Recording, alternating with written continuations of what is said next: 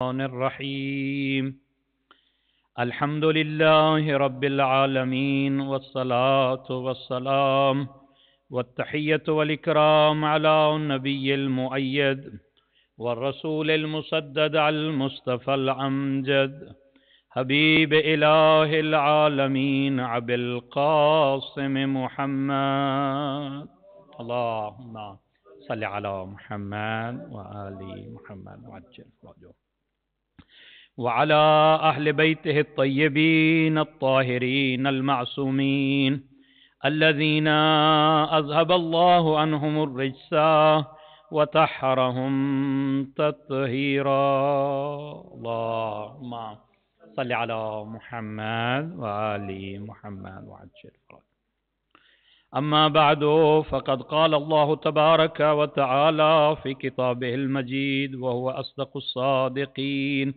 بسم الله الرحمن الرحيم يا أيها الذين آمنوا اتقوا الله وكونوا مع الصادقين صلوات صل على محمد وآل محمد وعجل فرجهم امام حسن العسکری علیہ السلام کی شب شہادت ہے اور آج ہم پرسہ دینے کے لیے اکٹھے ہوئے ہیں اپنے امام زمانہ کو جو ہمارے زمانے کے امام ہیں۔ آج ان کے یتیمی کی رات ہے اور قبل اس کے کہ امام کو ہم پرسہ دیں امام کی سلامتی کے لیے تاکہ امام کی نظر کرم ہو ہمارے اوپر، دعائے امام زمانہ پڑھتے ہیں مل کے۔ اللهم صل على محمد وآل محمد اللهم كن لوليك الحجة ابن الحسن صلواتك عليه وعلى آبائه في هذه الساعة وفي كل ساعة وليا وحافظا وقائدا وناصرا ودليلا وعينا حتى تسكنه أرضك طوعا وتمتعه فيها طويلا برحمتك يا أرحم الراحمين اللهم عجل لوليك الفرج اللهم عجل لوليك الفرج اللهم عجل لوليك الفرج اللهم عجل لوليك الفرج صلوات صل على محمد وعجل فرجهم۔ دعا گو خالق کائنات آپ سب کا اس صفحے عذاب پہ آنا اپنی بارگاہ میں عبادت شمار فرمائے۔ بار الہ امام زمانہ کے والد کا یہ غم ہے، جو مؤمنین مؤمنات اس غم میں شریک ہوئے ہیں، انہیں دنیا کا کوئی غم نہ دکھا۔ بار الہ 8 ربیع الاول کی یہ شب ہے، مصیبت کی شب ہے، امام زمانہ کی یتیمی کی رات ہے۔ بار الہ اس مصائب کی رات کے صدقہ میں مؤمنین مؤمنات جو بھی یہاں موجود ہیں، جو بھی شرعی حوائج لے کے آئے امام زمانہ کے صدقہ میں، امام حسن عسکری کے مصائب کے صدقہ میں، انہیں وہ ان کی حاجات عطا فرما۔ ہمیں اپنے امام کی معرفت نصیب فرما۔ بار الہ امام زمانہ کا صحیح معنی میں شیعہ بننے کی توفیق عطا فرما۔ بار الہ ان گناہ گار آنکھوں کو روضہ عسکریین سامرہ کی زیارت نصیب فرما۔ بار الہ ایک شب شہادت امام عسکری ہمیں سامرہ میں نصیب فرما۔ دعاؤں کی قبولیت کے لیے ایک صلوات پڑھ دیں۔ صلی علی محمد وآل محمد وعجل فرجهم۔ جیسا کہ پہلے میں نے عرض کیا، آج کی جو رات ہے یہ شب شہادت امام حسن عسکری علیہ السلام ہے، اور الوداعی مجلس بھی سے کہا جاتا ہے۔ جو ایام غم ہوتے ہیں، یکم محرم سے لے کے جو امام حسین علیہ السلام کی مجالس کا آغاز ہوتا ہے، اس کی یہ الوداعی مجلس ہوتی ہے. یعنی ہم امام حسین کو الوداع نہیں کہہ رہے، بلکہ یہ 2 مہینے 10 دن جو ایک صف عزا ہم نے بچھائی تھی، اس صف عزا کو مکمل کر رہے ہیں امام حسن عسکری کے غم کے ساتھ. اور ایک روایت یہ بھی ہمارے پاس ہے کہ یہ جو سادات کا لٹا ہوا قافلہ ہے 8 ربیع الاول کو واپس مدینہ پہنچا تھا.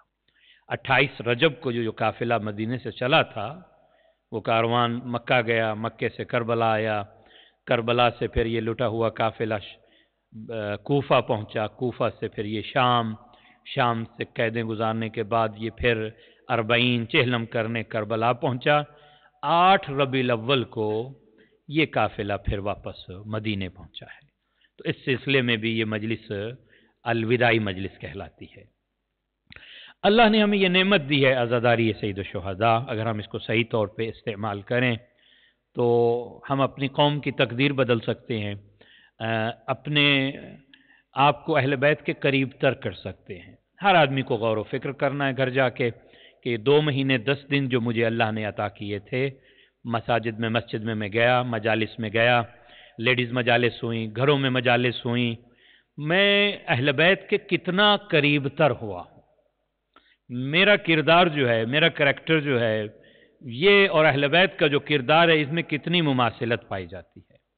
اگر تو ان مجلسوں نے، ان لیکچرز نے، اس ماتم نے، اس جلوس نے مجھے معصیت سے دور کر کے اللہ اور اللہ کے رسول اور اللہ کے رسول کی اہل بیت کے قریب کر دیا ہے تو میں کامیاب ہوں. ان 2 مہینے 10 دن میرے ضائع نہیں ہوئے.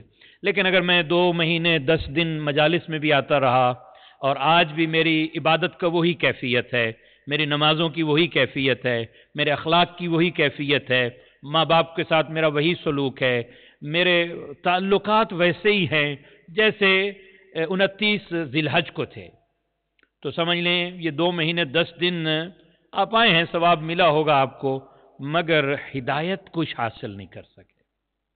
یہ مجلسیں بنیادی طور پہ جو معصوم نے کہا ہے کہ اکٹھے ہو کے آپ ہمارا ذکر کریں، اس کا مقصد یہی ہے کہ آپ اہل بیت اور رسول اور خدا کے قریب تر ہو. قریب کا مقصد یہ نہیں ہے جیسے آپ قریب بیٹھے ہیں، ایسا نہیں ہے. قریب کا مقصد یہ ہے کہ جیسا ان کا کردار اور کریکٹر ہے، آپ کا کردار اور کریکٹر بھی ویسا بن جائے. اس لیے میں نے جو آیت پڑھی ہے، یا ایھا الذین آمنوا اتقوا اللہ، اے صاحبان ایمان تقوی اختیار کرو، وکونوا مع الصادقین، اور ہو جاؤ سچوں کے ساتھ. یہ ہو جاؤ سچوں کے ساتھ کیا مطلب ہے کہ سچوں کی ایک پارٹی ہے، ہم نے اس پارٹی کو جوائن کر لینا ہے اور پھر بس بیڑا پار ہو گیا؟ نہیں، ایسا نہیں ہے. یعنی نعوذ باللہ من ذالک، کبھی یہ تصور میں نہ لے آئیں کہ اہل بیت کو ایک پارٹی کی ضرورت ہے، اہل بیت کو ایک گروپ کی ضرورت ہے، اہل بیت کو لوگوں کی ضرورت ہے.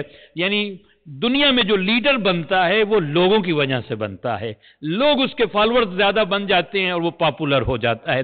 اہل بیت کے ہاں یہ تصور نہیں ہے کہ اہل بیت لوگوں کے بنائے ہوئے ووٹوں سے بنے ہوں یا لوگوں کے انتخاب پہ ان کی وہ مقبولیت ہو. نہیں، جن کو خالق نے سب کچھ دے کے عطا کر کے اس دنیا میں بھیجا ہے، ہم محتاج ہیں کہ ان کے ساتھ ہو جائیں. وہ محتاج نہیں ہے کہ انہیں ہماری ضرورت ہے، ہمیں ان کی ضرورت ہے راہ نجات کے لیے، ہدایت کے لیے اور نجات کے لیے ہمیں اہل بیت کے در پہ جانا ہے. کونوا مع الصادقین کا مطلب یہ ہے اہل بیت کی سچوں کی پیروی کرو، سچوں کے پیچھے چلو. جیسے سچوں کا کردار ہے اور وہ سچے ہم نے بنائے، وہ دنیا کے سچے نہیں ہیں جن کے کردار پہ عصمت کی مہر لگا دی ہم نے، تم نے ان کی پیروی کرنی ہے. اب کچھ روایتیں ان کا میں متن اخذ کر رہا ہوں، اس سے نتیجہ دینا چاہتا ہوں. اہل بیت نے یہ کیوں زور دیا؟ کبھی غور کیا اس بات پہ؟ 5-6 روایات ہیں. ایک روایت میں معصوم نے فرمایا، یعنی اپنے صحابی سے پوچھا، اتزاورون، کیا تم ایک دوسرے کو وزٹ کرتے ہو؟ یعنی یہ جو زندگی ہے نا، ہمارے ہاں ویسٹ میں ایک زندگی کا تصور ہے کٹ کے رہنے کا، ماں باپ سے تعلق نہیں ہے، دوسروں سے تعلق نہیں ہے، ایک اپنی لائف میں زندگی گزارنے کا نہیں. یہ اہل بیت کے ہاں تصور نہیں ہے. ہمارے ہاں ایک اجتماعی زندگی کا تصور ہے اہل بیت کے ہاں. اس لیے پوچھ رہے ہیں اپنے صحابی سے، اور یہ جو معصوم پوچھ رہے ہیں یہ قضیہ شخصیہ نہیں ہے، یعنی ایک قضیہ شخصیہ ہوتا ہے، منطق میں ہم پڑھتے ہیں پرسنل ایک آدمی کا میٹر ہوتا ہے، نہیں، جب معصوم بات کر رہے ہیں تو اجتماعی بات ہوتی ہے، اس زمانے میں بات ہو رہی ہے مگر قیامت تک ہر آنے والے شیعہ کے لیے بات ہو رہی ہے۔ اتزاورون، سوال کیا امام نے، کیا تم وزٹ کرتے ایک دوسرے کو؟ کہا نعم مولا، ہم ایک دوسرے کو وزٹ کرتے ہیں۔ پھر فرمایا اتحدثون اتجلسون، کیا تم اکٹھے مل کے بیٹھتے ہو؟ کیا تم باتیں کرتے ہو؟ کہا مولا ہم کرتے ہیں۔ تو معصوم نے فرمایا کیا ہمارا ذکر کرتے ہو؟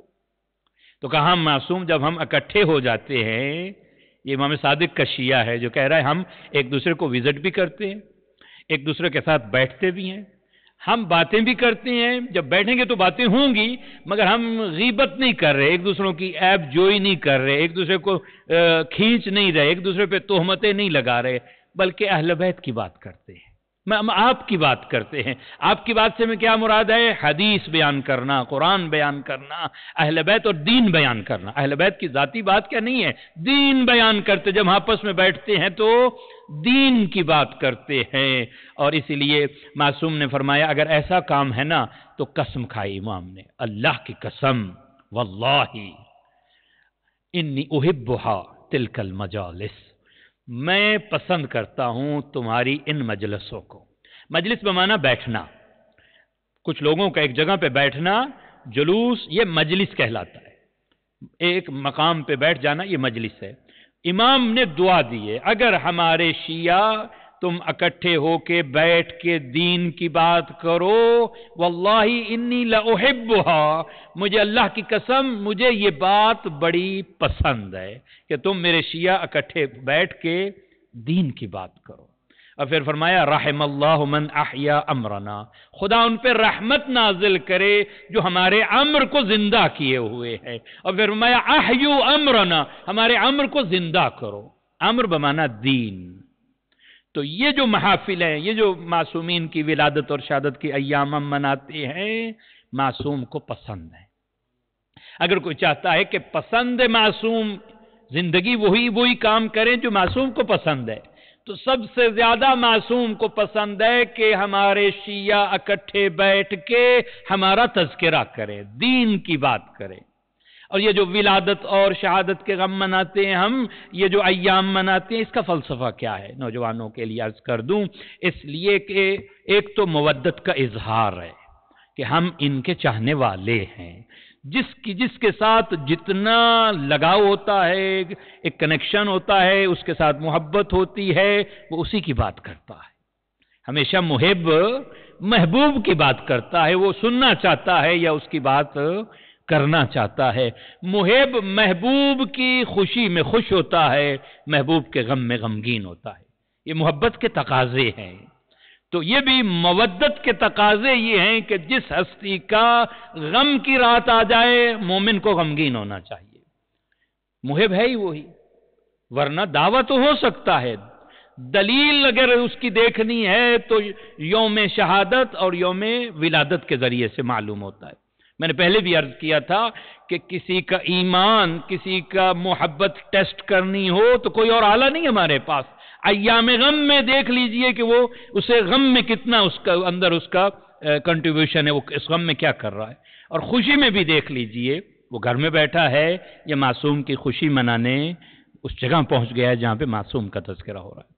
یعنی ہمیں اپنے بیٹے سے محبت ہے، بیٹے کی سالگرہ کے لیے ہم کتنا خرچ کریں گے، گھر سجائیں گے، مہمان بلائیں گے کہ بیٹا خوش ہو جائے گا۔ کاش کہ ہمیں امام ہو جاتی کہ امام کب خوش ہوتے ہیں۔ اور آج کی یہ مجلس اس لیے اہم ترین تھی کہ آج 11ویں امام کی شہادت ہے۔ کن کے والد ہیں؟ ہمارے زمانے کے امام کے۔ کاش کہ ہمیں معرفت ہو، برزخی آنکھیں ہماری کھل جائیں، یہ کائنات میں جو کچھ مل رہا ہے اس کائنات میں، اس امام کے صدقے میں مل رہا ہے۔ بے یمنہ ہی رزق الورا، جس کی برکت سے اللہ کائنات کو رزق دے رہا ہے۔ وَبِوُجُودِهِ ثَبَتِ الْأَرْضُ وَالسَّمَاءُ، یہ زمین و آسمان جو قائم ہیں ان کے وجود کی برکت کے سبب ہے۔ اور آج یقیناً غمگین ہے وہ امام، ان کا غم تازہ ہوا ہے ان کے والد کے اس شہادت سے۔ تو آئیے تذکرہ کرتے ہیں اس امام کا جس کا نام حسن ہے۔ سلسلہ امامت میں 2 حسن ہیں، سیکنڈ امام اور 11ویں امام جن کی آج شہادت منا رہے ہیں۔ 14 معصومین میں 4 محمد ہیں، 4 علی ہیں، 8 ہو گئے، 2 حسن ہیں، 10 حسین، جعفر اور موسیٰ، یہ ایک ہے، اور سیدہ جناب۔ تو اس طرح 14 کے یہ نام آپ کو یاد رہیں گے، ٹائٹلز علیحدہ ہیں، 4 محمد، 4 علی اور 2 حسن، 1 حسین، 1 جعفر، 1 موسیٰ اور جناب سیدہ، یہ ہے 14 معصومین۔ تو یہ دوسرے حسن ہیں۔ ویسے بھی 9th امام، 10th امام اور 11th امام، ان کا تذکرہ سب سے کم کیا جاتا ہے، مظلوم ہے اس لحاظ سے، اس لیے کہ اپنے چاہنے والوں کو بھی معلوم نہیں ہے، غیر تو چھوڑیں، وہ تو ہے ہی غیر نا۔ غیر تو ہمارے ساتھ ایک صاحب تھے ابھی وہاں پہ اربعین پہ ہمارے ساتھ گئے ہوئے تھے، جنہیں یہ بھی نہیں معلوم تھا کہ مولا علی کا روزہ نجف میں ہے، یعنی وہ عراق جا رہے ہیں، ہمارے ساتھ دوست بیٹھے ہیں، انہیں کسی اور کا تو پتا ہے کہ بغداد میں فلاں صاحب کے وہ ہے، مگر انہیں یہ معلوم نہیں تھا کہ مولا کائنات کا روزہ نجف میں ہے۔ تو یہ تو غیر کی بات ہے، چھوڑ دیں ان کو، اپنوں کی بات کریں۔ ہم میں سے کتنوں کو پتا ہے امام علی نقی علیہ السلام کا کیا مقام ہے، امام محمد تقی علیہ السلام کا کیا مقام ہے، امام حسن عسکری علیہ السلام کا کیا مقام ہے؟ مظلوم ہے یہ تینوں امام اس لحاظ سے کہ ان کا تذکرہ اس ممبر سے کم کیا جاتا ہے، اس ممبر سے وہ باتیں زیادہ بیان کی جاتی ہیں جو آپ سننا چاہتے ہیں، جو آپ کو یاد ہیں۔ یہ بھی اور عرض کر دوں، ہمیشہ ممبر سے وہ بات سنائی جاتی ہے جو آپ کو پہلے ہی پتا ہے، انہی کو دہرایا جاتا ہے، نئی بات نہیں کی جاتی کہ لوگ پتہ نہیں کیا کہیں گے، نہیں، حالانکہ جس کی مجلس ہو اسی کا تذکرہ ہونا چاہیے۔ 13 رجب کو آپ برداشت کریں گے کہ آپ کسی اور امام کی ولادت تذکرہ میں فضائل پڑھوں؟ آپ کہیں گے نہیں، مولا علی کی فضائل پڑھیں، آپ کو 13 رجب ہے۔ اسی طرح ہماری محافل و مجالس میں جس امام کی شہادت ہے اس امام کا تذکرہ ہونا چاہیے۔ تو آئیے امام حسن عسکری کا تذکرہ کرتے ہیں، صلوات پڑھیے گا محمد وآل محمد، صلی علی محمد وآل محمد وعجل۔ اس لیے کہ یہ جو تینوں امام ہیں ظاہری زندگی بھی کم ہے ان کی، اگر آپ غور کریں۔ 9ویں امام امام محمد تقی علیہ السلام only 25 ایئر اس دنیا میں زندگی گئی، 25 سال کوئی ایج ہوتی ظاہری، 25 سال کی جوانی میں انہیں زہر دیا گیا۔ اور پھر امام علی نقی 40 سال، اور اس کے بعد امام حسن عسکری علیہ السلام 28 برس، only 28 ایئر کے تھے امام حسن عسکری علیہ السلام۔ اتنی یعنی جوانی کے اندر انہیں زہر دیا گیا، بلکہ اور بھی میں پوری ہسٹری معصومین کی میرے نگاہ کے اندر ہے، اگر یہ بات میں کہہ دوں تو بے جانا ہوگی کہ سب سے مشکل ترین امامت کا دور امام حسن عسکری علیہ السلام۔ بے شک باقی ائمہ کا دور بھی بہت مشکل رہا ہے، آسان نہیں تھا، بڑے بڑے ظالم جابر بادشاہ مقابلے میں ہوا کرتے تھے، بڑے بڑے فتنے کو سامنا کرنا پڑا ہے انہیں، بڑے بڑے مصائب کا، زندانوں میں، جیلوں کے اندر، مگر ان کی ذمہ داری اتنی زیادہ تھی کہ اب ان کے بعد ایک غیبت کا سلسلہ شروع ہونا تھا، اور لوگوں کو پتا تھا کہ یہ 12ویں کے والد ہیں۔ جو دشمنی کا سبب ہے اس 11ویں امام سے، وہ اس لیے کہ یہ 12ویں کے والد ہیں، بس۔ جو مصائب اور مشکلات آ رہی ہیں میں عرض کروں گا کہ کیوں، اس لیے کہ آپ کو پیچھے لے کے چلوں، فرعون کو نجومیوں نے بتایا تھا کہ ایک بچہ پیدا ہوگا بنو اسرائیل میں، قرآن میں واقعہ موجود ہے، جو بچہ تیرے اس شاہی کو، تیرے تخت کو ختم کر دے گا، تیری بادشاہت ختم ہو جائے گی اس بچے کی وجہ سے۔ اس نے کیا کیا؟ 70,000 بچوں کو قتل کیا، کس کے کہنے پہ؟ نجومیوں کے کہنے پہ۔ نجومی کی بات غلط بھی ہو سکتی تھی، مگر احتمال تھا اسے کہ ایسا بچہ پیدا ہو جائے کوئی۔ مگر یہاں پہ بھی ایک دیکھیے درس ہے ہمارے لیے، ایک ہوتا ہے بندوں کا ارادہ، ایک ہوتا ہے اللہ کا ارادہ۔ وہ بندہ تھا، اس نے اپنی طاقت ساری استعمال کی، کوئی عورت حاملہ نہ ہو، اگر حاملہ ہو جائے تو اس کے بچے کو قتل کر دیا جائے، لڑکی ہے تو زندہ رکھا، لڑکا ہے تو قتل کر دیا۔ مگر اللہ نے کہا کہ پھر ہمارا ارادہ بھی ہے، موسیٰ بھی تیرے گھر میں پلے گا۔ پھر پورا واقعہ آپ کے ذہنوں میں ہے۔ مگر یہاں پہ نجومیوں نے نہیں بتایا تھا، صادق نبی بتا کے جا رہے تھے کہ میرا 12واں جانشین وہ ہوگا جو ظلم و ستم کو ختم کر کے عدل قائم کرے گا۔ اب ہر بادشاہ ڈرتا تھا، ہر بادشاہ کو معلوم تھا کہ 12واں، یہ تو 11واں یا 12واں اسی کا بیٹا ہوگا۔ یہ ایک ریزن اور سبب تھا اس امام کو ستانے کا۔ تو یہ ذہن میں رکھ لیجئے کہ 11ویں امام کے اوپر جو مصائب آ رہے ہیں اس وجہ سے کہ امام زمانہ کے والد تھے، اور وہ بادشاہ بڑے بہتر جانتے تھے۔ فرعون نے جیسے نجومیوں کی بات پہ اعتبار کیا، وہ نبی کے اس قول کو صادق سمجھتے تھے۔ لیکن اس سے پہلے کہ میں ڈیٹیل میں جاؤں تاریخ کے اندر اور پھر ان میں سے ہم عبرتیں اور حاصل کریں اپنی زندگیوں کے لیے دروس، میں بچوں کے لیے عرض کر دوں، نام حسن، والدہ کا نام، والدہ جو ہیں جن کے بارے میں کہا امام علی نقی نے کانت من الصالحات عارفات، ویسے بھی یہ بھی کافی ہے کسی کی فضیلت کے لیے کہ امام کی ماں بن جانا۔ اللہ ہر کسی کو انتخاب نہیں کرتا کہ وہ معصوم کی ماں بنے۔ مختلف نام ہے تاریخ کے اندر آئے ہیں۔ حدیثہ، حدیثہ یا حدیثہ دونوں طرح پڑھا گیا، حدیث، حدیثہ، حدیثہ، سوسن اور سلیل، یہ 4 نام ہیں جو ہماری کتابوں میں آئے ہیں۔ اس 11ویں امام کی والدہ کا نام ہے۔ اور یہاں پہ بھی ایک عرض کر دوں درس کے طور پہ، اہل بیت سے جب آپ وابستہ ہیں اپنے بچوں کے نام اہل بیت کے ناموں پہ ہی رکھیں۔ میں جب بھی وہ فرمان پڑھتا ہوں، امام حسین علیہ السلام فرماتے ہیں، 2 روایات، ایک میں فرمایا اگر میرے 100 بچے بیٹے ہوتے اور ایک میں اگر میرا 1000 بیٹے ہوتے، میں ہر بیٹے کا نام علی رکھتا، اور اسی طرح اگر میری 100 بیٹیاں ہوتی تو میں ہر بیٹی کا نام فاطمہ رکھتا۔ تو یہاں پہ بھی اہل بیت کے چاہنے والوں کو ان ناموں کا اثر ہے، یاد رکھیے گا۔ ایسا نہیں ہے کہ نام ہے بس ٹھیک ہے ہم نے رکھ لیا، نہیں، نام اثر رکھتا ہے بچے کی زندگی کے اندر۔ روایات موجود ہیں، جس گھر میں محمد، جس گھر میں عبداللہ، جعفر، حسن، حسین نام کے بچے ہوں، اس گھر میں فقر نہیں آ سکتا۔ صادق امام کی روایت موجود ہے۔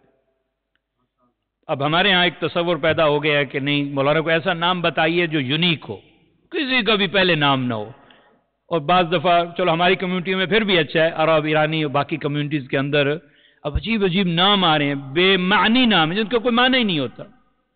یہ قرآن میں سے جی ہم نے نام رکھنا ہے، ایسا نام رکھتے ہیں جو بے معنی ہوتا ہے۔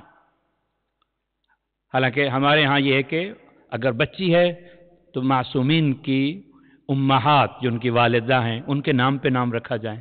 جناب سیدہ کے کتنے القاب ہیں، ان القابات پہ نام رکھا جائے۔ اور اگر بچہ ہے، لڑکا ہے، تو پھر معصومین کے ناموں میں سے ہی انتخاب کیا جائے۔ جیسا کہ اور یہ بھی کہا جاتا ہے کہ فلاں کزن کا نام یہ ہے، فلاں کا نام بھی علی ہے، فلاں کا نام بھی حسن ہے، نہیں، معصومین کے اندر میں نے پہلے عرض کیا 4 محمد ہیں۔ کتنے بار علی کا تکرار ہوا ہے، محمد کا تکرار ہوا ہے۔ تو جناب امام حسن عسکری علیہ السلام کی جو والدہ ہیں وہ بھی کنیز تھی، اور ان کا جو نام ہے وہ سلیل، حدیثہ یا حدیثہ اور سوسن، یہ 3 نام تاریخ میں بھی ملتے ہیں، جس کی تعریف امام علی نقی نے فرمائی کانت من العارفات صالحات، کہ وہ اپنے زمانے کی عارفہ اور صالحہ بی بی تھی، جنہوں نے امام حسن عسکری کی والدہ کہلائی۔ کنیت ابو محمد، ابو محمد یہ کنیت ہے، ابو الحسن بھی ہے، ابو القائم بھی ہے، مگر مشہور ترین کنیت ابو محمد۔ عربی میں ایک نام ہوتا ہے، ایک لقب ہوتا ہے، ایک کنیت ہوتی ہے، اور مستحب یہ ہے کہ اگر بندہ موجود ہے تو اسے کنیت سے بلایا جائے، اور اگر غائب ہے تو اسے نام سے پکارا جائے۔ آداب ہے عربی کے اندر، بلکہ مستحبات میں کہا گیا ہے، اس لیے آپ عربوں میں دیکھیں کہ جب وہ سامنے آتے ہیں تو وہ نام سے عیب سمجھتے ہیں کسی کو پکارنا، اس کے بڑے بیٹے کے نام سے کہ فلاں کا باپ، تو اس طرح اسے بلایا جاتا ہے۔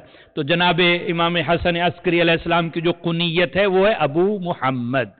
القابات کی طرف آ جاتے ہیں، مشہور ترین لقب جو ہے عسکری، عسکری جو ہے یہ 9ویں اور 10ویں امام کا مشترکہ لقب ہے، یاد رکھیے گا، اس لیے ان دونوں امام کو عسکریین کہتے ہیں، روضہ عسکریین، یعنی یہ جب یا نون لگتی ہے تو اسے ہم تثنیہ کہتے ہیں، کاظمین، مغربین، ظہرین، یہ یا نون کا مطلب ہے کوئی دو برابر کی چیزیں اکٹھی ہو گئی ہیں، حسنین، سبتین، صلوات پڑھے گا محمد وعلی محمد۔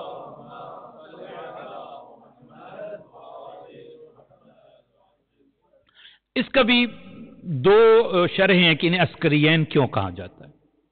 پہلی وجہ، اچھا عسکری کا معنی، عسکر کہتے ہیں لشکر کو، اور عسکری لشکر والا۔ عسکری کا ایک معنی سپاہی بھی ہے، مگر جو عسکری کا یہاں پہ معنی لیا جاتا ہے وہ لشکر والا۔ اب دو اس کے بارے میں معنی ہیں، ایک تو جس محلے میں یہ زندگی گزارتے تھے، میں عرض کروں گا کہ مدینہ سے یہ کب آئے اور کس جگہ پہ انہوں نے اپنی پوری زندگی گزاری۔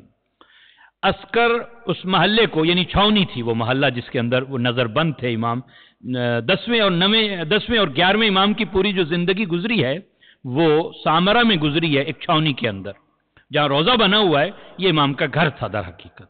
اور یہ بھی میں عرض کروں گا، در حقیقت یہاں پہ 4 قبریں سامنے نظر آتی ہیں، مگر یہاں پہ 25 قبریں تھیں، اب صرف 4 قبروں کے نشان موجود ہیں۔ امام اپنے گھر میں دفن ہوئے ہیں، امام علی نقی، امام حسن عسکری، جناب نرجس خاتون، جناب حکیمہ خاتون، اور جناب جعفر ابن امام علی نقی۔ صلوات پڑھیے گا محمد وعلی محمد، صلی علی محمد۔ ایک اور صلوات پڑھیے گا محمد وعلی محمد، علی محمد۔ تو امام حسن عسکری علیہ السلام، صلوات پڑھیں، اللہم صلی علی محمد۔ تو یہ ولادت کی جو تاریخ ہے ربیع الثانی، 10 ربیع الثانی جو اگلا مہینہ آئے گا، 232 ہجری ولادت ہے امام کی مدینہ میں، اور شہادت 260 260 8 ربیع الاول۔ اس میں کسی نے اختلاف نہیں کیا، ولادت کی تاریخوں میں اختلاف ہے، سن میں اختلاف نہیں ہے۔ تو ظاہری زندگی 28 ایئر ہے جو امام نے گزاری ہے۔ امامت کا جو پیریڈ ہے وہ 6 سال ہے، فقط 6 سال، یعنی 254 سے لے کے 260 ہجرہ تک۔ 10ویں امام کی جو شہادت ہے وہ 254 میں ہے، تو 6 سال مختصر امامت کا دور ہے امام حسن العسکری علیہ السلام کا۔ اور 2 سال کے تھے یا 4 سال کے، 2 روایات موجود ہیں کہ جب متوکل عباسی نے امام علی نقی کو بلایا ہے مدینہ سے واپس یہاں پہ سامرہ کے اندر، تو یہ امام مدینہ میں چھوڑ کے سامرہ پہنچے ہیں جب 2 سال کے ہیں، اور پھر اس کے بعد واپس نہیں جا سکے مدینہ کے اندر۔ اور یہ بھی میں عرض کروں گا، وطن سادات کا مدینہ ہے، سوائے امام زمانہ اور امام علی علیہ السلام کے، باقی ہر امام کی ولادت مدینہ میں ہوئی۔ باقی جتنے امام ہیں قبریں بے شک ان کی مختلف مقامات پہ ہیں، امام علی علیہ السلام خانہ کعبہ، اور امام مہدی علیہ السلام سامرہ میں ہے۔ باقی جتنے ائمہ ہیں ہمارے، یعنی 10 امام باقی، سب کی ولادت مدینہ یا اطراف مدینہ میں، اس لیے امام موسیٰ کاظم علیہ السلام اطراف مدینہ میں گاؤں تھا، وہاں پہ ولادت ہوئی ہے۔ صلوات پڑھیے گا محمد وعلی محمد۔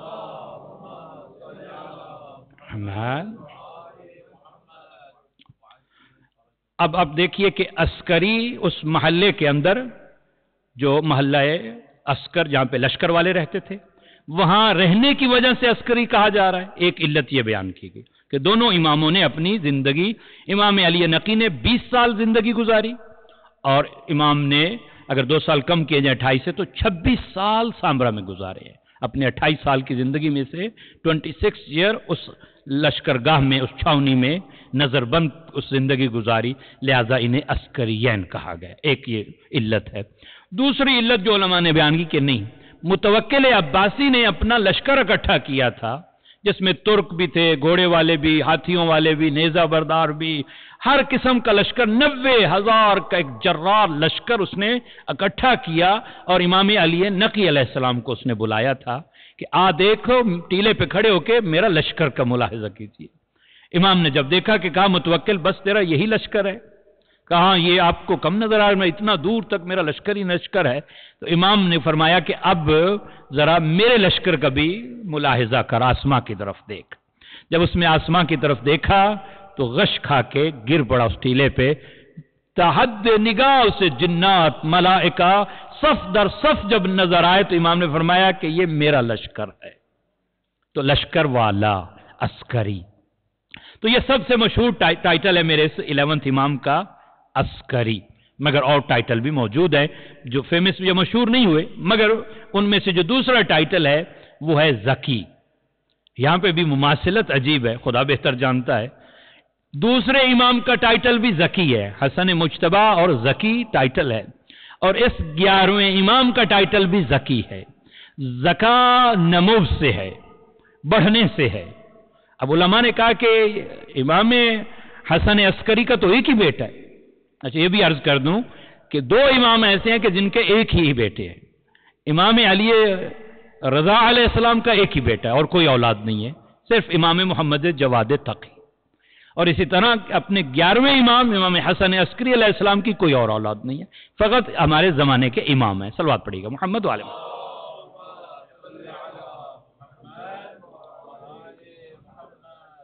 اس کے علاوہ اور ٹائٹل بھی تاریخ میں ملتے ہیں، الصامت، الصالح، لیکن جو مشہور ٹائٹل ہیں وہ ہے ذکی اور عسکری. ان کی جب زیارت بھی پڑھتے ہیں اللہم صلی علی حسن ابن علی العسکری الذکی، ان میں سارے یہ ٹائٹل آتے ہیں. اب جا کے یہ بھی عرض کر دوں، جب جس معصوم کی شہادت ہو، دن ہو یا رات ہو، اس امام کی زیارت پڑھا کریں.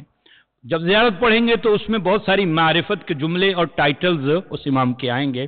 اور اس امام کی زیارت میں جب آپ دیکھیں گے اللہم صلی علی حسن ابن علی العسکری الذکی، تو یہ ٹائٹل ذکی کا وہاں پہ بھی تذکرہ ملے گا آپ کو. اب آتے ہیں حیات طیبہ کے اوپر. وطن مدینہ ہے اور یہ مدینے سے یہاں کیوں لائے جائے، اس حالات کا آپ جائزہ لیں. 6 مختلف عباسی بادشاہوں کا سامنا کرنا پڑا میرے امام حسن عسکری علیہ السلام کو. ولادت کا زمانہ، متوکل کا زمانہ، بلایا متوکل نے تھا، اور متوکل جسے عباسیوں کا یزید کہا گیا ہے، یعنی اولین و آخرین میں سے اخبث ترین خبیث ترین انسان جو گزرا ہے وہ متوکل جس کا کہا جا سکتا ہے. خود عباسی بھی جس کے بارے میں کہا کرتے تھے کہ سب سے برا، جس سے ہر آدمی پناہ مانگتا تھا. اور اس نے یہ ایک نیا شہر آباد کیا تھا جس شہر کا نام تھا سر من رآ. یہ مخفف ہوا ہے، شارٹ ہوا ہے اس کا، سامرا. سر من رآ کا مطلب کیا ہے؟ جس نے بھی دیکھا وہ خوش ہوا. یہ ایک جملہ تھا، سر بمانا خوش ہونا، من رآ جس نے بھی دیکھا وہ خوش ہو گیا. کیپٹل پہلے بغداد ہوا کرتا تھا. متوکل نے بغداد سے کیپٹل کہاں پہ منتقل کیا؟ دریائے دجلہ کے کنارے ایک خوبصورت شہر بنایا اور اس شہر میں ایک چھاونی قائم کی، اور چھاونی کے اندر اس نے اپنا پایا تخت، اپنا کیپٹل موو کیا. اب یہاں پہ بھی وہی چال چلی جو مامون عباسی نے چلی تھی. مامون نے جس طرح امام علی رضا کو مدینہ سے بلا کے طوس کے اندر اپنی نگاہوں میں رکھنا چاہا، اس لیے کہ لوگوں نے کہا کہ تو نے اتنا پیسہ خرچ کر کے ایک کیپٹل بنا دیا ہے، مگر روحوں کا جو کیپٹل ہے وہ مدینہ ہے. دل جس طرف جھک رہے ہیں وہ تو امام علی نقی کی طرف جھک رہے ہیں. تو اس نے امام علی نقی کو وہاں سے بلوایا ہے. اور یہ جو زندگی ہے امام علی نقی کے 20 سال اور امام حسن عسکری کے 28 یا 26 سال، در حقیقت یہ نظر بندی کے 26 سال ہیں. جاسوس پہ جاسوس ہے، حد تک کہ جو غلام اور کنیزیں گھر میں کام کرتی ہیں وہ بھی جاسوس ہے دربار کی. اتنا ظلم میں نے پہلے عرض کیا ہے کہ شاید کسی اور امام نے نہیں دیکھا اپنی امامت کے دور میں. کبھی ایسا ہوتا ہے کہ بادشاہ بدل جاتے ہیں مگر ان کی عادات نہیں بدلی تھی. یہ بھی عرض کر دوں، جتنے بادشاہ عباسی بدلے ہیں ان میں ایک چیز مشترک ہوا کرتی تھی، دشمنی اہل بیت. یہاں کبھی اس انداز میں میں سوچتا ہوں یہ کیسے محبان رسول ہے. آج آپ دیکھیں گے ربیع الاول شروع ہو گیا مہینہ اور جگہ جگہ پہ عشق رسول کے نظارے آپ دیکھیں گے، جلوس بھی آپ دیکھیں گے. لیکن مجھے آج تک واقعاً میں نے غور و فکر کیا، یہ عشق رسالت سمجھ میں نہیں آتا کہ رسول کی آل کے ساتھ پہلے دن سے لے کے وفات رسول سے لے کے آج تک سادات کے ساتھ، چاہے یمن میں سادات موجود ہیں، چاہے عراق میں ہیں، ان کے روزوں کے ساتھ، ان کے بچوں کے ساتھ، اگر عشق ہے آپ کو کسی ذات سے تو اس کی آل سے، اس کے بچوں سے بھی عشق ہونا چاہیے۔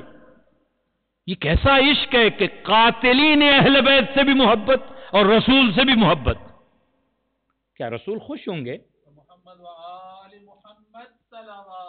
اللہم صلی علی محمد۔ بے شک کوئی لاکھ عقیدت مند اور عاشق رسول بنتا پھرے، نہیں، رسول خوش نہیں ہے۔ ان کی آل کے جو دشمن ہیں تم ان سے بھی محبت کرو اور رسول سے بھی محبت کرو۔ یہ جتنے باسی بادشاہ تھے ان میں یہ بات مشترک تھی، اہل بیت کو ستانا۔ اہل بیت کی جو اعلیٰ ترین فرد تھی اپنے زمانے کے امام متوکل نے کیا کیا؟ ان کو لا کے گھر میں نظر بند کر دیا۔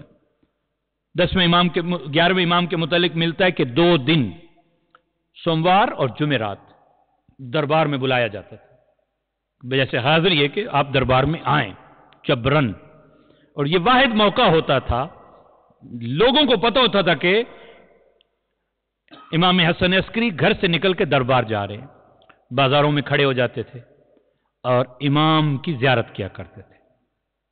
اس دور میں اب دیکھیے امام کی ذمہ داری یہ ہے کہ ہدایت بھی کرے۔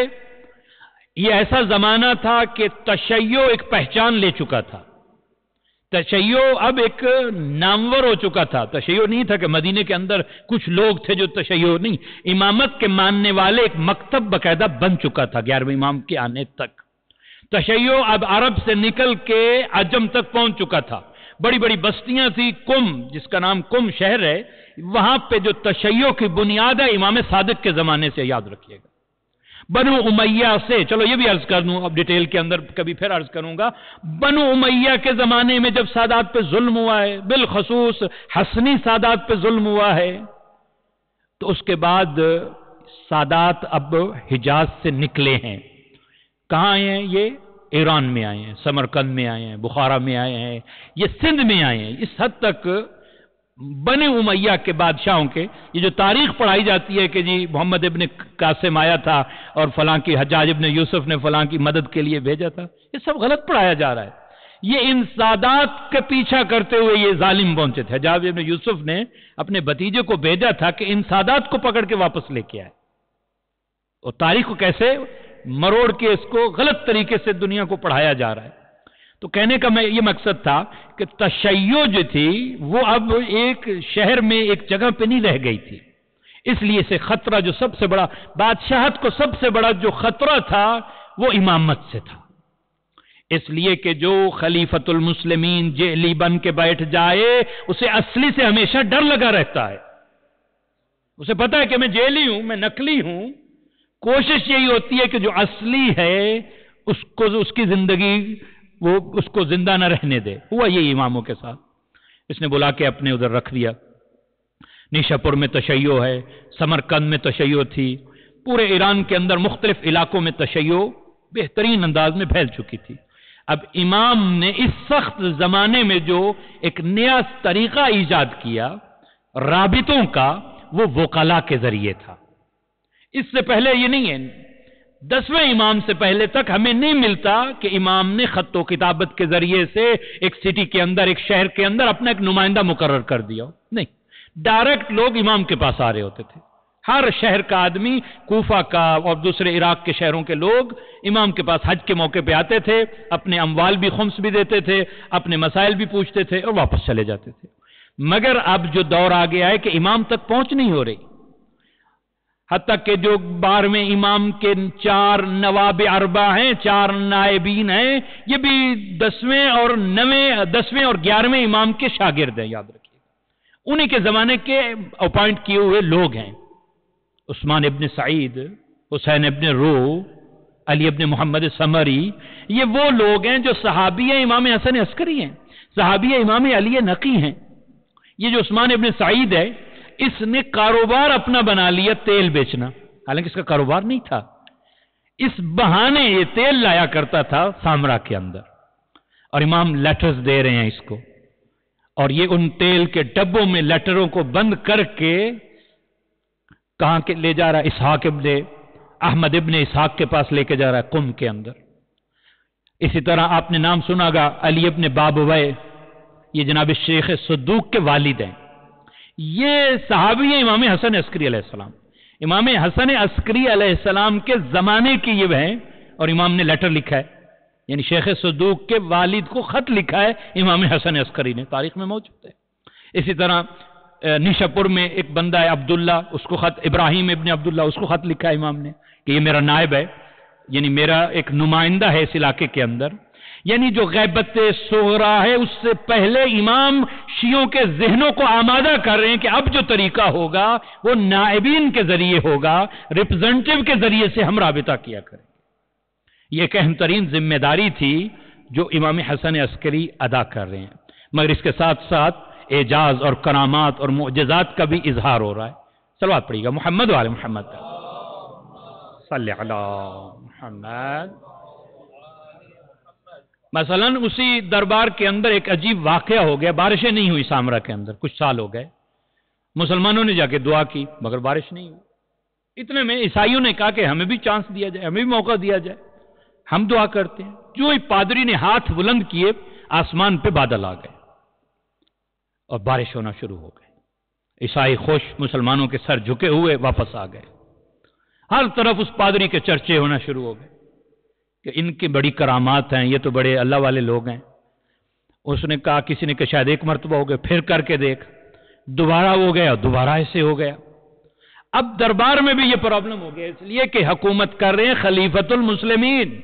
جب مسلمانوں کے اعتقاد ہی متزلزل ہو جائیں تو خلیفہ صاحب کیا کریں گے؟ یہ تو عیسائی بن جائیں۔ اب پریشان ہو کے جس طرح ہر دور میں لاجواب ہونے کے بعد ہر دور کے علی کے دروازے پہ آتے تھے، یہاں بھی حسن عسکری کے دروازے پہ آئے۔ ابن رسول اللہ، دین اسلام خطرے میں ہے، آپ تشریف لے آئیے۔ اور واقعہ آپ نے سنا ہوا ہے، امام تشریف لے گئے، امام نے فرمایا اس پادری کو اب دعا کرے۔ اس نے ہاتھ بلند کیے، بادل آ گئے۔ امام نے اپنے غلام کو کہا کہ جا اس کے انگلیوں کے درمیان ایک ہڈی ہے، اس کو جا کے نکال لے۔ وہ غلام گیا، دوڑا، اس نے ہڈی نکال لی، آئے ہوئے بادل بھی واپس چلے گئے۔ امام نے فرمایا اس پادری کی کرامت نہیں ہے، اسے ایک ولی خدا کی قبر کی ایک ہڈی مل گئی ہے، جو ہی وہ زیر آسمان آتی ہے رحمت خدا جوش میں آ جاتی ہے، اس کی کوئی ذاتی کرامت نہیں ہے۔ اس کے بعد 2 رکعت نماز پڑھی، کہ اب ہم دعا کرتے ہیں، اور دعا کی اور بادل آئے اور بارش ہوئی۔ یہاں پہ میں عرض کرنا چاہتا ہوں، ایک نامعلوم، یعنی معلوم بھی نہیں ہے کس ولی خدا کے ہڈی ہے جو اس قابل ہے کہ رحمت خدا کو جوش آ رہا ہے۔ یہاں پہ علامہ ذیشان نرجوازی فرماتے ہیں کہ وہ جو کہتے ہیں کہ یہ ہم جیسے، ان میں اور ہم میں کوئی فرق نہیں ہے، انہیں غور کرنا چاہیے اس واقعے کے اوپر۔ یہ تو واقعہ تاریخوں میں ملتا ہے کہ ایک عام ولی خدا کی ہڈی میں اتنی کرامت ہو سکتی ہے، ایک نبی اور امام میں کیا کرامت ہو سکتی ہے۔ صلوات پڑھیے گا محمد وعلی محمد۔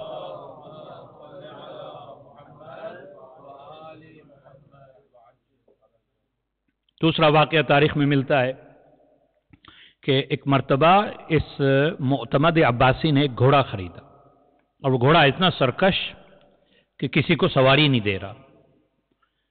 اب اس کے ذہن میں ایک عجیب شرارت آ گئی، کہا کہ بلاتے ہیں ہم ان رافضیوں کے امام کو، کیونکہ یہ دعویٰ کرتے ہیں کہ یہ ہر چیز پہ قادر ہیں، لہذا اگر تو سواری کر لی تو چلو گھوڑا جو ہے وہ رام ہو جائے گا، اور اگر نہ کی تو ویسے کام ہو جائے گا ہمارا، ہم تو چاہتے تھے، کیونکہ جو بھی اس پہ سوار ہونا چاہتا اس کو گرا کے وہ پلٹ دیتا تھا، کچل دیتا تھا گھوڑا اس کو، سرکش گھوڑا۔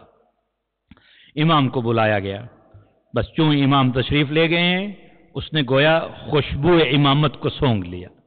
یہاں پہ میں عرض کیا کرتا ہوں کہ کتنے بدقسمت یہ انسان تھے جو اس امام کو، اپنے زمانے کے امام کو نہ پہچان سکے، کہ جس کی معرفت حیوان رکھتے تھے۔ اب یہ علیحدہ تاریخ ہے، بیان کی جا سکتی ہے، انبیاء کے زمانے میں چاہے ہو یا چاہے معصومین کے زمانے میں، چاہے ذوالجناح ہو یا چاہے اور بعد کے جانور، وہ بھی احترام کر رہے ہیں انبیاء اور اولیاء خدا کا۔ بہرحال امام آئے، انہوں نے سواری کی، کئی مرتبہ اترے، پھر سواری کی، آخر پہ کہتا ہے مولا یہ گھوڑا بھی آپ رکھ لیجئے، ہم آپ کو یہ انعام دینا چاہتے ہیں۔ صلوات پڑھیے گا محمد وآل محمد، صلی علی محمد وآل محمد وعجل فرج۔ اسی دوران یعنی امام کی زندگی کے دوران ایک واقعہ عجیب ہوا۔ ایک شخص اسحاق کندی کے نام، اس کا اسحاق کندی نام ہے، کوفہ کا رہنے والا ہے اور فلسفی اپنے زمانے کا، بہت بڑا فلسفی اور بہت قابل انسان، اور بعض دفعہ قابلیت کچھ زیادہ آ جائے تو ہضم نہیں ہوتی۔ اب اس نے عجیب کام کیا، قرآن میں سے تناقضات نکالنے شروع کر دیے۔ نعوذ باللہ قرآن میں کنٹرڈکشن پایا جاتا ہے، کہا تضاد پایا جاتا ہے قرآن کے اندر۔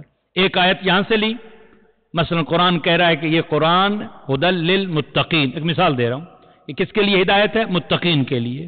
اور ایک اور آیت لی ہدی للناس، کہ یہ لوگوں کے لیے ہدایت ہے۔ کہا کہ دیکھو یہاں متقین کہا، فقط متقین کی ہدایت، اور یہاں کہا کہ لوگوں کے لیے ہدایت ہے۔ لہذا قرآن یہاں کچھ کہہ رہا ہے، یہاں کچھ کہہ رہا ہے۔ لہذا اس نے ایک کتاب لکھنا شروع کی، 20 سال لگائے کہ جب یہ کتاب مارکیٹ میں آئے گی تو بنیادی جو مسلمانوں کا علم ہے یا دین ہے وہ قرآن ہے، اور جب قرآن پہ عقیدہ ہی متزلزل ہو جائے گا تو پیچھے دین کیسا رہ جائے گا۔ یہ بات امام تک پہنچی، اور یہ ہے محافظ دین۔ اس کو 20 سال لگے یہ کتاب لکھتے ہوئے، امام کے ایک جملے کی وجہ سے اس کو کتاب آگ میں ڈالنا پڑی۔ ایک شاگرد آیا، اسی کا شاگرد، کہا کہ تم اپنے استاد کو روکتے کیوں نہیں ہو کہ یہ کیا خرافات ہے جو لکھ رہا ہے، قرآن میں تناقض پائے۔ کہا مولا وہ ہمارا استاد ہے، ہم کیسے اس کو روک سکتے ہیں، کوئی دلیل؟ امام نے فرمایا اسے جا کے یہ کہہ دے، ایک سوال کر اس سے جا کے، یہ جو میننگز تو نے آیت کی لی ہے کہ اس آیت کی یہ میننگ ہے اور اس آیت کی یہ میننگ ہے اور یہ آپس میں ٹکرا رہی ہے، کیا یہ تو نے خود سوچی ہے کہ اس آیت کی یہ میننگ ہے، یا اللہ نے تیرے اوپر وحی کی ہے کہ میری اس آیت کا یہ معنی ہے اور اس آیت کا یہ معنی ہے اور آپس میں ٹکرا رہا ہے؟ اور اگر یہ کہتا ہے کہ یہ میں نے خود سوچا ہے تو پھر تیرے ذہن کا کنٹرڈکشن ہو رہا ہے، تیرے ذہن کا تضاد ہے، اللہ کی آیتوں کا تضاد نہیں ہے۔ اور وہ کہتا ہے کہ اللہ نے وحی کی ہے تو پھر بھی جھوٹ بول رہا ہے۔ شاگرد پہنچا اسحاق کندی کے پاس، کہا کہ استاد یہ بتائیے یہ جو میننگز نکالنے آپ آیتوں کا، یہ ایک معنی اور یہ ایک معنی اور یہ آپس میں تضاد ہے، ٹکرا رہا ہے، یہ آپ نے خود سوچا ہے یا اللہ نے آپ کو بتایا ہے کہ میری آیت کا یہ معنی ہے؟ عقل مند تھا، سمجھتا تھا، معنی سمجھ گیا، کہ یہ بات تجھے کس نے بتائی ہے؟ تو میں نے خود سوچا ہے۔ کہا نہیں، تو میرا شاگرد ہے، میں تجھے جانتا ہوں، تیرے ذہن میں یہ بات جو تیرے استاد کے ذہن میں بات نہیں آئی، تیرے ذہن میں کیسے بات آ سکتی ہے؟ سچ بتا کہ یہ تجھے کس نے بتایا ہے؟ کہا مجھے حسن ابن علی العسکری نے یہ بات بتائی ہے۔ صلوات پڑھیے گا محمد وآل محمد، محمد وآل۔ اور اسی وقت اس نے اس کتاب کو اٹھا کے آگ میں ڈال دیا، کہا کہ مجھ سے اتنا بڑا گناہ ہو گیا، واقعی یہ جو میننگ ہے یہ تو میں نے خود سوچا۔ یہی نتیجہ ہے آج بھی جو دنیا میں ہم دیکھ رہے ہیں کہ قرآن کی جو تفسیریں اپنے ذہن کے مطابق کر رہے ہیں اور فتوے اس میں دیے جاتے ہیں جو جگ ہنسائی کا سبب بنے اسلام کا، اس لیے کہ وہ قرآن کو اہل کتاب سے ہٹ کے لے رہے ہیں، اہل ذکر سے نہیں لے رہے۔ حسبنا کتاب اللہ کہہ کے کہ کتاب کافی ہے، اپنی مطلب کے معنی نکال رہے ہیں، تعویل اپنی معنی کے کر رہے ہیں۔ نہیں، قرآن اہل بیت سے ہٹ کے لے گو تو قرآن بھی ہدایت نہیں کرے گا۔ قرآن ہدایت تب کرے گا جب اہل بیت سے قرآن لیں گے، یاد رکھیے۔ تو امام حسن عسکری نے اپنے اس 6 سالہ امامت کے اندر نظر بندی میں یہ 3 سال علیحدہ قید بھی موجود ہے، تاریخ میں ملتا ہے۔ ایک مرتبہ کہ اپنے محل میں اس نے قید میں رکھا، اور روایت میں ہمیں 2 روایتیں میں نے آج ہی پڑھی کہ سخت ترین ظالم ترین لوگوں کو مقرر کرتا کہ آپ سختی کیجئے، مگر کردار امامت دیکھیے کہ وہ جو ناسبی ترین لوگ ہوتے تھے، سخت ترین ظالم ہوتے تھے، وہ بدل جاتے تھے، اس لیے کہ یہ سارا دن روزے سے ساری رات مصلے پہ نظر آتے تھے۔ گھر پہ چھاپا مارا گیا، ایک مرتبہ گھر پہ گئے، سوائے مصلی اور قرآن کے اور کچھ نہیں ملا امام کے گھر سے۔ اس انداز میں امام نے سختی میں وہ زندگی گزاری۔ لوگ خطوط کے ذریعے سے امام سے مسئلے پوچھ رہے ہیں۔ کسی نے مسئلہ پوچھا، قم سے یہ سوال بھیجا، لیٹر لکھا کہ مولا یہ بتائیے آپ کا مہدی جب بیٹا ظہور کرے گا تو وہ فیصلے کیسے کرے گا؟ امام نے فرمایا میرے بیٹے کے فیصلے داؤد نبی جیسے ہوں گے، علم امامت سے فیصلہ کرے گا، شہود اور گواہوں کے ذریعے فیصلہ نہیں کرے گا۔ اور پھر امام نے لکھا کہ تو ایک اور سوال پوچھنا چاہتا تھا، بھول گیا تھا۔ تو پوچھنا چاہتا تھا کہ اگر سخت بخار ہو جائے تو اس کا حل کیا ہے؟ قرآن کی آیت یا نار کونی بردن و سلامن علی ابراہیم، یہ کسی پیپر پہ لکھ کے وہ مریض اپنے ساتھ رکھ لے تو سخت سے سخت بخار بھی اسے چھوڑ دے گا، اتر جائے گا۔ صلوات پڑھیے گا محمد علیہ ما صلی علی محمد۔ ایک اور جگہ پہ لوگ خط لکھنا چاہتے ہیں، ایک بیٹھا ناسبی، وہ کہتا ہے اچھا آپ امام کو لکھ رہے ہیں نا تو میرا خط بھی ایک ساتھ لے جائیں، میرے سوالات بھی۔ اس نے خالی سفید کاغذ لے کے انگلی سے اپنا سوال لکھنا شروع کیا بغیر روشنائی کے اور بند کر کے دے دیا۔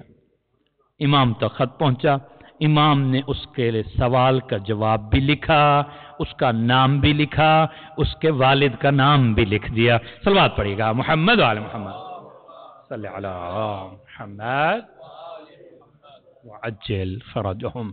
تو یہ وہ زمانہ تھا امام کی اس زندگی کا کہ امام کو پتا تھا کہ اب غیبت صغرا کا زمانہ ہوگا، اس کے بعد غیبت کبرا کا زمانہ ہوگا۔ ایک نیابت کا سلسلہ امام نے شروع کیا تھا، اور آج وہ جو سلسلہ، یعنی ہمارے ہاں جو ایک سلسلہ ہے مراجع عظام کا، یہ نہیں ہے کہ وہ 1 صدی پہلے پیدا ہو گیا، نہیں۔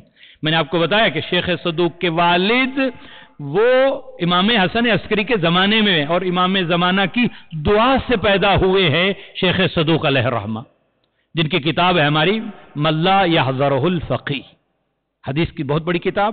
شیخ یعقوب قلینی یہ غیبت صغرا کے زمانے کے اصول کافی جن کی کتاب ہے، اور اس کے بعد شیخ مفید یہ بالکل غیبت کبرا کے ابتدائی زمانے کے عالم ہیں۔ ان کے شاگرد سید رضی اور سید مرتضیٰ، ان کے آگے شاگرد سید مرتضیٰ کے شیخ توسی علیہ الرحمہ، جنہوں نے حوضہ نجف کی بنیاد رکھی۔ تو ایک سلسلہ ہے، ایک چین ہے جو جڑی ہوئی ہے امام حسن عسکری تک، یاد رکھیے گا۔ اور آج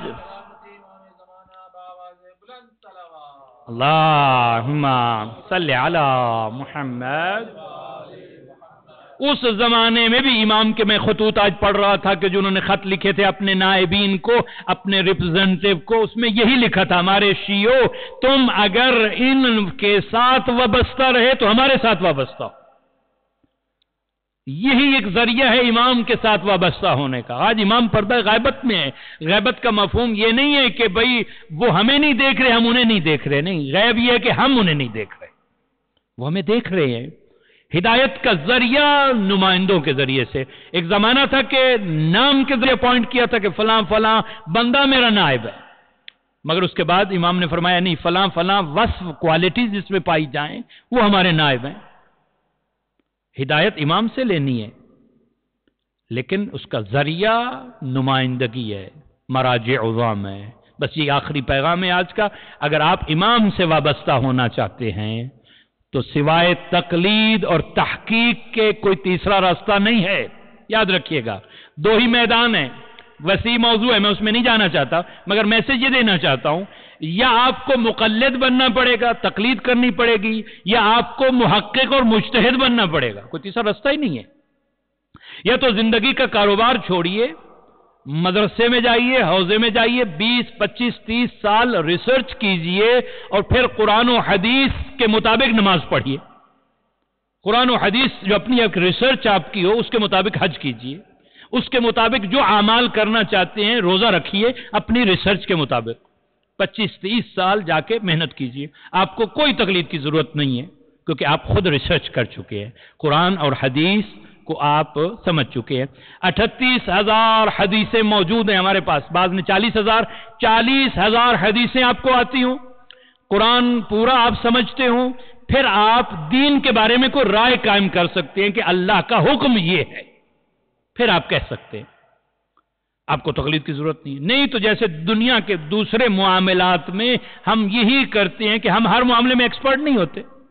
میں ایک چھوٹی سی مثال دیتا ہوں، ابھی ریسنٹ کے پیچھے میں نے گاڑی لینی تھی، اب مجھے نہیں معلوم گاڑیوں کا، تو میں اس کے پاس گیا ہوں، جو اس دوست کے پاس جو تھوڑی بہت گاڑی کی معلومات رکھتا ہے۔ اب میں کہوں کہ نہیں میں عالم ہوں اور مجھے ہر معاملے میں ایکسپرٹ نہیں، میری فیلڈ ہے، میں اس کو تو جانتا ہوں، کوئی مسئلہ پوچھے گا میں اس کو جانتا ہوں، آیت پوچھے میں اس کو بتا سکتا ہوں، مگر اگر میں بیمار ہو جاؤں گا تو میں اپنا علاج خود نہیں کروں گا، میں ڈاکٹر جو مجھے لکھ کے دے گا میں اس کی تقلید کروں گا. سمپل سی بات. گاڑی خراب ہو گئی ہے تو میں مکینک کی تقلید کر رہا ہوں، وہ مجھے جو کہہ رہا ہے میں وہی پارٹس اس کو لا کے دے رہا ہوں. یہ تقلید ہے. یعنی کوئی تیسرا رستہ نہیں ہے، یا تو آپ خود مکینک بن جائیں، یہی بات ہے نا. اگر آپ کو مکینک کی بات نہیں ماننی، ڈاکٹر کی بات نہیں ماننی، آپ کو پسند نہیں ہے ڈاکٹر کی بات، تو آپ ڈاکٹر بن جائیں، ریسرچ کریں. آپ کوئی میدان کھلا ہوا ہے، مجبوری ہے. اگر آپ ڈاکٹر نہیں بنتے تو پھر ڈاکٹر کے پاس جانا، ڈاکٹر کا نسخہ عمل کرنا مجبوری ہے. بلکہ اس ڈاکٹر کا شکریہ بھی ادا کرنا چاہیے کہ اس نے ریسرچ کی اور آپ اس کی ریسرچ پہ عمل کر رہے ہیں. جس نے اپنی زندگی وقف کی ہے دین کے لیے، اور جسے وہ بھی دنیا میں جا کے، یعنی دنیا میں کسی بھی جائیں، اگر فیلڈ کے اندر 5-4 سال یونیورسٹی جائیں اور اس کے بعد ڈاکٹر بن جائیں، اکاؤنٹنٹ بن جائیں، زندگی عیش سے آرام سے گزارے آپ. دنیاوی زندگی ہے نا.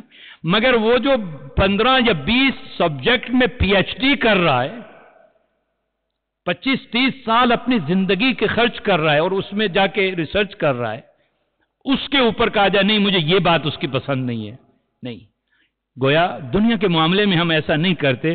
دین کے معاملے میں میسج یہی ہے آج کے اس امام زمانہ کے والد کے اس شہادت کے موقع پہ، کہ اگر آپ اعمال کر رہے ہیں تو وہ عمل کسی بھی مجتہد کے فتوے کے مطابق ہونا چاہیے. کسی بھی مجتہد، جب بھی آپ بالغ ہو گئے ہیں اس کے بعد جو بھی عمل کیا ہے، اگر تو کسی مجتہد کے فتوے کے مطابق ہے تو وہ ٹھیک ہے، آسان ہے. نیت کرنی ہے کہ میں فلاں مجتہد کی ریسرچ کے مطابق دینی احکام پہ عمل کروں گا، بس یہی ہے. جو بھی عالم ہے سب سے زیادہ جانتا ہے. اگر اس کے بغیر عمل کر رہے ہیں تو پھر مسئلہ پیدا ہوگا قیامت کے دن اس کا. آپ نے جو یہ عمل کیا کیسے عمل کیا؟ آپ نے ریسرچ کی تھی، آپ نے قرآن پڑھا تھا. دوسرا حال یہ ہے کہ نہیں میں تقلید کر رہا ہوں، اور وہ جو مجتہد ہے وہ اپنی جیب سے نہیں دے رہا ہوتا. یہ بھی میں عرض کر دوں، اس کے جو ماخذ ہیں، اس کے جو منبع ہوتا ہے، اس کا جو سورس ہوتا ہے وہ قرآن ہے. فتوے کا سورس قرآن اور حدیث ہے، یاد رکھیے گا. قرآن اور حدیث سے مجتہد فتویٰ دیتا ہے. ایک مسئلہ قرآن کے اندر جو واضح نہیں ہے، بہت سارے مسائل ہیں ایسے جو قرآن کے اندر واضح نہیں ہے، حدیث کا سہارا لے کے، قرآن کا سہارا لے کے مجتہد اس کا حل بتا رہا ہے. اور یہی خوبصورتی ہے مذہب جعفریہ کی. میں بتاؤں باقی مذاہب کے اندر فقہ کے معاملے میں بیچاروں کے پاس کچھ بھی نہیں ہے، جہاں 40,000 حدیثیں موجود ہیں معصومین کی ہمارے پاس. ہر مسئلے کا جو ابھی لیٹسٹ مسئلہ بھی آتا ہے آپ پوچھیں مجتہد کے پاس اس کا فتویٰ موجود ہے، اس کا حل موجود ہے. صلوات پڑھیے گا محمد و آل محمد.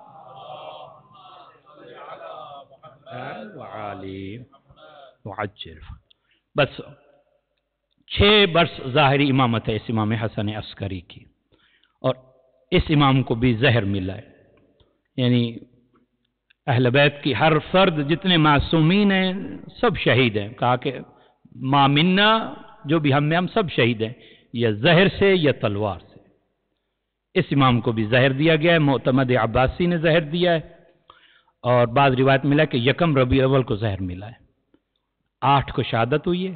یہ 8 یا 7 دن جو مولا کے گزرے ہیں بستر بیماری پہ گزرے ہیں. اور بیٹا موجود ہے، زمانے کا امام موجود ہے، مگر 5 برس کا بیٹا ہے.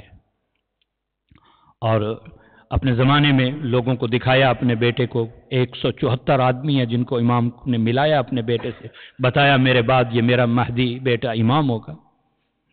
مگر غلام کو کہا کہ جب میری روح پرواز کر جائے تو میرا بیٹا مہدی آ کے مجھے غسل بھی دے گا، میرا جنازہ بھی پڑھے گا. اور امام کو زہر ملا. زہر ملنے کے بعد امام نے پانی طلب کیا کہ روایت میں موجود ہے. غلام نے پانی دیا اور امام وہ پانی، ہاتھ کانپ رہے تھے، ریشے کی حالت میں تھے، پانی گر گیا، امام پی نہیں سکے. اور اسی گریے کی حالت میں امام کی روح پرواز کر گئی ہے. اور جب غسل کفن دینے کے بعد امام کا ایک بھائی ہے جعفر، اس آگے بڑھ کے جنازہ پڑھانا چاہتا تھا، مگر اتنے میں پردے میں سے ایک بچہ نکلا ہے جس نے ابا کا دامن تھاما ہے جعفر کا، کہا چچا آپ حقدار نہیں ہیں اس جنازہ پڑھانے کے، میں حقدار ہوں، میں وارث ہوں حسن عسکری کا، میں جنازہ پڑھاؤں گا۔ بس عزادارو، آج دو مناسبتیں تھیں، ایک امام زمانہ کی یتیمی کی شب ہے، امام زمانہ کو پرسہ دینے اکٹھے ہوئے ہیں، اور دوسرا میں نے پہلے عرض کیا آج 8 ربیع الاول یہ لٹا ہوا سادات کا قافلہ مدینے واپس پہنچا تھا، وہ بھی پرسہ دینے آپ اکٹھے ہوئے ہیں۔ وہ قافلہ جو چلا تھا مدینے سے ذرا اس کا اور رنگ تھا، لیکن مدینے میں جو لوٹ کے آیا ہے نا قافلہ اس کا ذرا اور رنگ ہے، اس لیے کہ جناب ام کلثوم نے ایک مرثیہ کہا مدینۃ جدنا لا تقبلینا، اے نانا کے شہر اب ہم تیرے میں رہنے کے قابل نہیں رہ گئے، اس لیے جب ہم یہاں پہ گئے تھے عباس ساتھ تھا، حسین ساتھ تھے، علی اکبر و قاسم ساتھ تھے، آج مدینہ واپس کیسے آئے؟ محلہ بنی ہاشم میں جب بشیر پہنچا ہے نا ندا دے رہا تھا اے اہل یثرب لا مقامکم، آج مدینہ کے سردار اجڑ کے آ گئے۔ روایت کے الفاظ ہیں ایک دراز قد بی بی عصا کا سہارا لے کے ام البنین باہر آ گئیں، اے بشیر تو کیا کہہ رہا ہے کہ حسین مارا گیا؟ میں یہ بات نہیں مان سکتی، جس کا عباس جیسا بھائی ہو وہ اس کا حسین کیسے مارا جا سکتا ہے؟ بس عزادارو یہ سننا تھا۔ ایک عالم سے میں نے سنا، اس نے اس انداز میں پڑھا، کہا کہ ایک مرتبہ رخ پھر گیا ام البنین کا نجف کی طرف، اے علی عباس تیرا بڑا بہادر تھا، کیا میرے عباس نے وفا نہ کی؟ حسین کیسے قتل ہو گئے؟ بشیر نے کہا اے بیوی عباس کے بارے میں یہ جملہ نہ کہے، عباس کے بازو پہلے کٹے، حسین کا سر بعد میں کٹا، عباس زین سے زمین پہ پہلے آیا، زینب کی چادر بعد میں اتری، اجرکم علی اللہ۔ یہ قافلہ مدینے آ گیا، محلہ بنی ہاشم میں داخل ہوا۔ اسادارو مجھے نہیں معلوم ام لیلہ نے اکبر کب خالی بستر دیکھ کے کیا بیان کیا ہوگا، ام رباب کیسے گھر میں داخل ہوئی ہوگی۔ بس عزادارو یہ قافلہ روضہ رسول پہ پہنچا ہے، رات کا وقت تھا، بیان کیے بیویوں نے، جناب زینب فرماتی ہیں نانا تیرا دین بچ گیا، زینب لٹ کے آ گئی، نانا حسین کا پرسہ لے، نانا علی اکبر کا پرسہ لے، نانا ہمیں بازاروں میں پھرایا گیا۔ ایک جملہ عجیب کا علی کی بیٹی نے، نانا اگر نہ محرم نہ ہوتے، علی کی بیٹی ہاتھوں سے چادر ہٹاتی، نانا میرے ہاتھوں میں رسیاں پہنائی گئی۔ ایک جملہ اور عرض نہ کروں، عزادارو جب مسافر پلٹ کے واپس آتا ہے اپنے وطن میں کوئی تحفے لے کے آتا ہے، سادات بھی وطن میں آئے تو کیا تحفے لے کے آئے تھے؟